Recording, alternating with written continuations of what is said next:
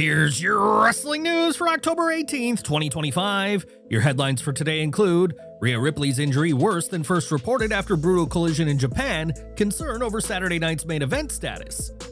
Confusion around Jacob Fatu's WWE absence, conflicting injury reports emerge. Backstage source reveals who's to blame for the Andrade AEW contract chaos. Sami Zayn's US title drop, unexpected backstage influence revealed. WWE Confiscates Paige come home sign, Saraya reacts after SmackDown incident. Scary WWE update, Bloodline member rushed into emergency surgery. WWE star AJ Styles receives touching farewell during Japan tour. Yet another superstar planning to retire in 2026. AEW boss Tony Khan overruling Joe's retirement plans, and more. Rhea Ripley has never shied away from punishment inside the ring, but this time the damage was real. The former Women's World Champion was left bloody and visibly shaken during WWE SuperShow event at Ryugoku Sumo Hall in Tokyo, Japan, following a brutal in-ring accident.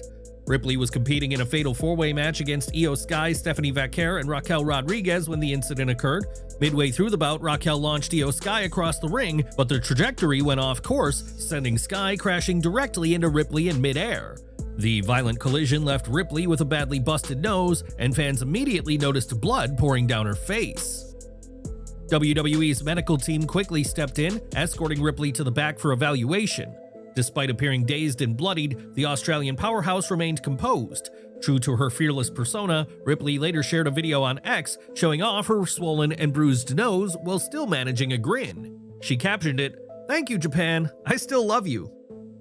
However, what initially looked like a bad cut turned out to be far more serious. Bryan Alvarez later confirmed that Ripley had suffered a broken nose, reporting to his subscribers on X. Rhea broke her nose on the house show loop. Despite the injury, Ripley still appeared later in the night for the closing segment, standing alongside AJ Styles during what was likely his final match in Japan. More on that later in the video. The focus now turns to her recovery timeline. With WWE's Saturday night's main event approaching, questions remain about whether Ripley will be cleared to compete. Given her status as one of the company's top stars, her absence could leave a noticeable void on the card. For now, Ripley's determination to finish the night despite a broken nose only reinforces her reputation as one of WWE's toughest competitors, a champion in every sense, even when bloodied. Do you think WWE should give Rhea Ripley time to fully heal, or will she push through and appear at Saturday night's main event? Share your thoughts below. During the October 17th episode of SmackDown, Jacob Fatu was officially written off programming, sparking immediate speculation about his condition. The first major update came from Bodyslam.net, where reporter Corey Hayes stated that Fatu was undergoing extensive dental and health-related procedures. When one fan asked on social media if the procedures were simply cosmetic, Hayes responded bluntly, "Yes," he confirmed before clarifying, "He's getting his entire mouth worked on." Pressed further, Hayes emphasized that this wasn't just about appearance, adding simply, health-wise. That initial report quickly gained traction, with Bodyslam.net noting that Fatu was expected to be sidelined well into 2026. However, just a few hours later, PW Insider offered a completely different account.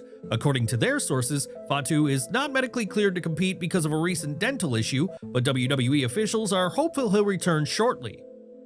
Adding to the confusion, Bryan Alvarez later addressed the conflicting stories, noting that no one within WWE has corroborated claims that Fatu will be out until 2026, further casting doubt on the initial timeline.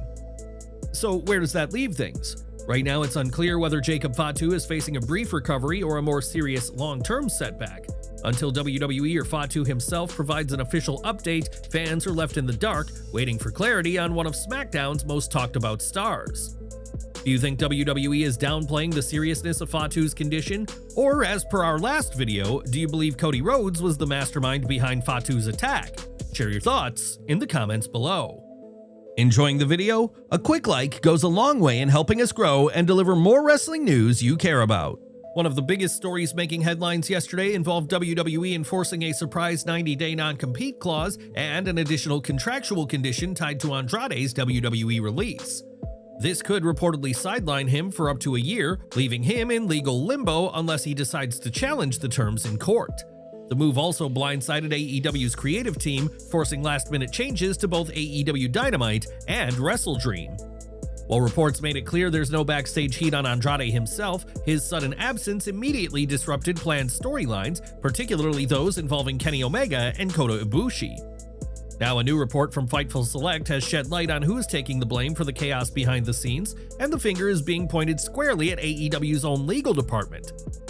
Many of the sources in AEW and the agent world that we're speaking to are pointing a lot of blame specifically at AEW Legal for not checking on the Andrade situation ahead of time. The update reveals that this wasn't just an issue of WWE enforcing an old clause, it was also AEW's failure to fully vet Andrade's contractual status before finalizing his return. As a result, what was meant to be a high-profile storyline featuring Omega, Ibushi, and Andrade has now been shelved indefinitely.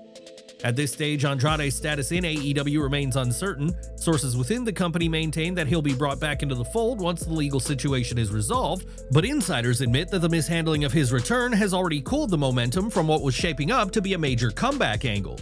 The situation also raises larger questions about AEW's internal communication and legal oversight, especially when dealing with talent recently released from WWE. Do you think AEW's legal team dropped the ball on Andrade's situation, or is WWE still pulling the strings behind the scenes? Share your thoughts in the comments below. Ilja Dragunov's surprise return on SmackDown didn't just electrify the crowd, it may have quietly revealed WWE's next major title direction.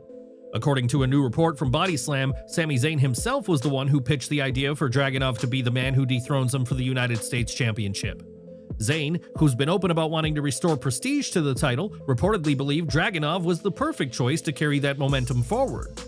Body Slam indicated that Zayn personally made the call, hoping Dragunov would benefit from the exposure and continue the legacy of meaningful title reigns on SmackDown. If true, it would mark a selfless move from one of WWE's most respected veterans and could be the beginning of a major push for the former NXT champion. However, not everyone is buying the story. Baron Corbin quickly took to Twitter to dismiss the report, bluntly responding that it was BS. So far, Zayn has not publicly addressed Corbin's denial, leaving fans divided over what really happened behind the scenes. It wouldn't be out of character for Zayn to put another talent over. He's long been known for helping younger or underutilized stars shine, but Corbin's rejection of the claim adds an air of mystery to the situation. Until someone directly involved speaks up, it's hard to tell where the truth lies. What do you think? Did Sami Zayn really help make Dragunov's win happen, or is this just rumor mill chatter? Drop your thoughts in the comments below. While the debate over Sami Zayn's rumored involvement continues to swirl, new backstage details shed light on how WWE actually mapped out Ilja Dragunov's return, and it turns out the plan looked very different just a few days ago. According to Body Slam, Dragunov's return wasn't always planned this way. His comeback was originally penciled in for September, but WWE pushed the timeline back by a few weeks.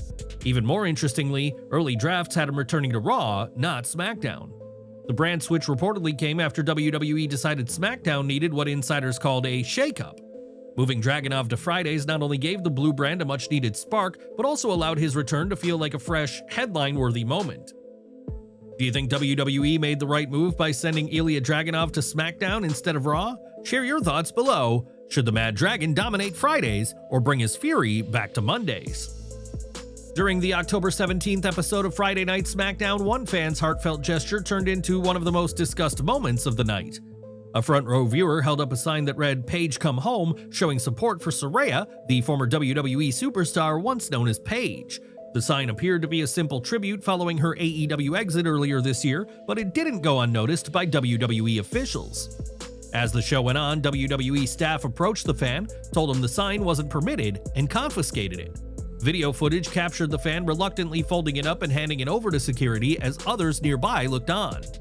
When photos of the sign started spreading on social media, Saraya was quick to notice. She reposted an image of the fan and the sign to her Instagram stories, writing, "You make my day. Thank you for showing so much love with these signs." However, once Saraya learned that WWE had actually confiscated the sign, she deleted the post altogether. Not long after, she took to Twitter with a short but telling message, "Oop." That single emoji was enough to get fans speculating. Many connected it directly to WWE's decision to remove the fan sign, seeing it as Saraya's subtle way of addressing the situation without calling the company out directly. Since leaving AEW, Saraya has focused on her Rule Breakers podcast and other outside ventures, but her fans haven't stopped calling for her return to WWE. Signs, chants, and posts still appear regularly, all carrying the same message: they want Paige back.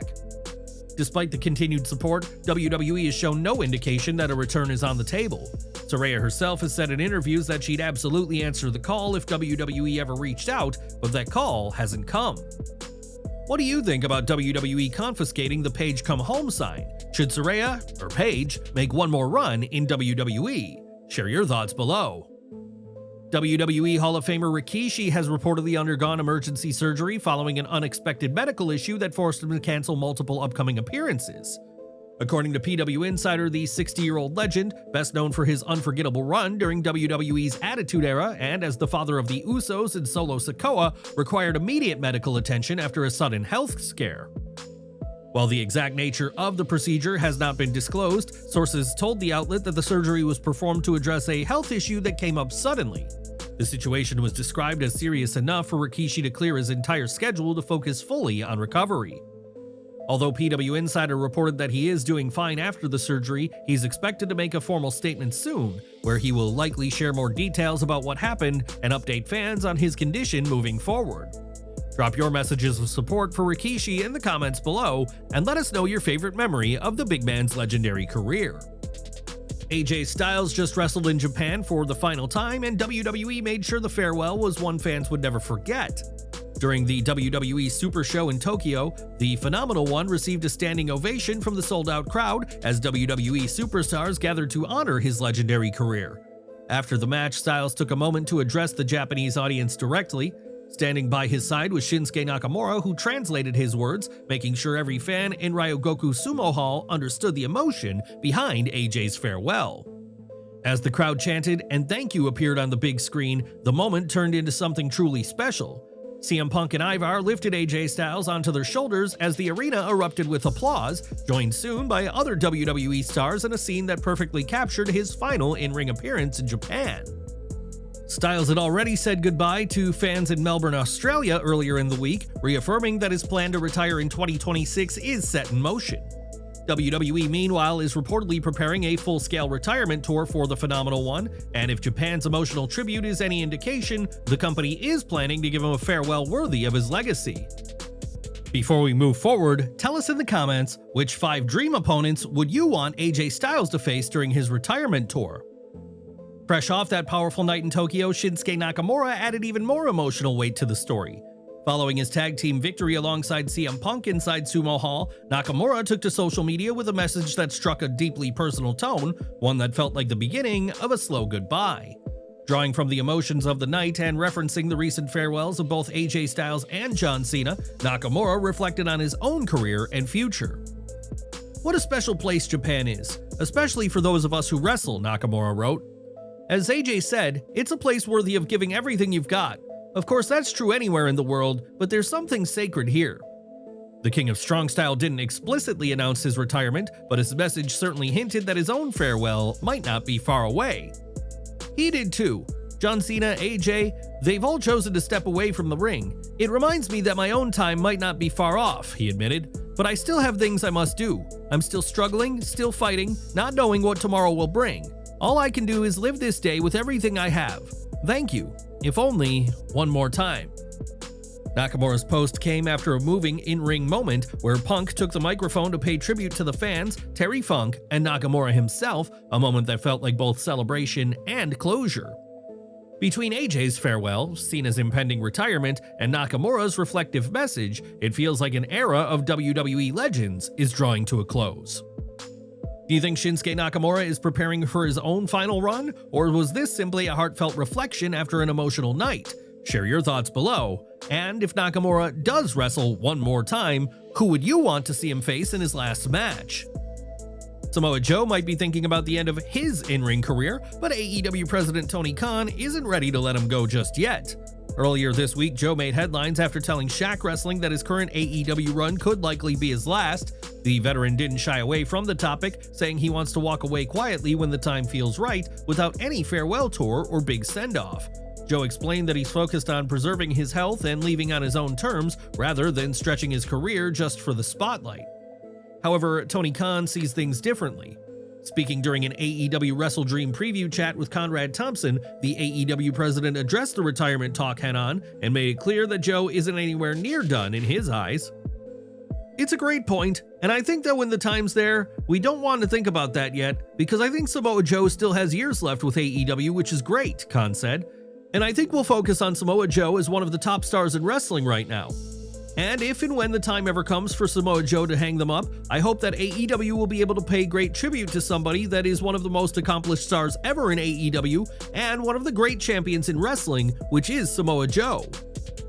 Joe may be at peace with the idea of stepping away when the time comes, but Tony Khan's message is clear: AEW still sees plenty of fight left in the Samoan submission machine. Do you think Samoa Joe should hang up his boots soon, or does he still have more left to prove in AEW? Share your thoughts in the comments below.